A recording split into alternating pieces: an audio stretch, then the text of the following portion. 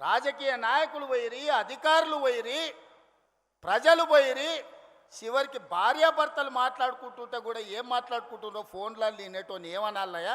చేత్తో కొట్టాలన్నా రబ్బర్ చెప్పుతో కొట్టాలన్నా మీరు ఒకసారి ఆలోచన చేయండి. ఆలు మొగుళ్ళు మాట్లాడుకునే మాటలు కూడా ఫోన్లలో ఫామ్ హౌస్లో పెట్టుకొని మిషన్లు పెట్టుకొని వాళ్ళ మాటలు వినేటోడు ఆ పాపాల బైరోడు మళ్ళీ రావాలనా? పరీక్షలు పెట్టి క్వశ్చన్ పేపర్లు అమ్ముకొని వేల కోట్ల రూపాయలు సంపాదించుకున్నాడు మళ్ళీ రావాలనా? కాళేశ్వరం పేరు మీద 1,00,000 కోట్లు గోదావరిలో కలిపిన దుర్మార్గుడు ఆ పాపాల బైరోడు మళ్ళీ తిరిగి రావాలనా?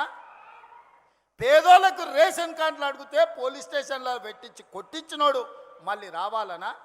10 ఏళ్ళు మా కాంగ్రెస్ పార్టీ కార్యకర్తలను రాసి రంపాన పెట్టి అక్రమ కేసులు పెట్టి ఆస్తులు కొల్లగొట్టి కొంతమంది ప్రాణాలను హరించినందుకు మళ్ళీ పాపాల బైరోడు రావాలనా? దేనికోసం రావాలి? ఆలోచన చేయండి మిత్రులారా. ఇవాళ మీరు అడిగిందల్లా చేసినాం, శాయశక్తుల ప్రయత్నం చేసినాం. ఒకవేళ చెయ్యకపోయినా మీ మీద ఎవరి మీద నన్నా వాళ్ళ మీద అవతల మీద ఇవతల మీద ఏమన్నా అక్రమ కేసులు పెట్టుడు కానీ లేకపోతే వాళ్ళని ఏమన్నా ఇబ్బంది పెట్టుడు కానీ జరిగిందా? మరి పాపాల బైరోడు ఎందుకు రావాలని నేను అడుగుతున్నా.